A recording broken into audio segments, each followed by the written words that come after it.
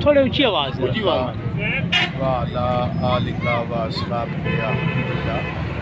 آپ کے توسط سے میں تحریک لبیک پاکستان میں جتنے بھی ذمہ داران و کارکنان ہیں ان سے یہ گزارش کروں گا کہ غلامی مجاہدین کے نظریے اور آپ نے جو خواب دیکھا تھا کہ ہم نے حضور علیہ السلام کو دین پھیلانا ہے، اس کے لیے ہم سب کو دن رات دینے کی ضرورت ہے.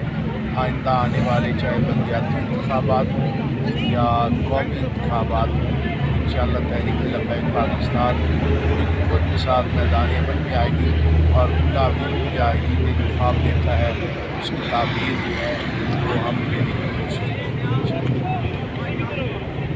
جزاک اللہ.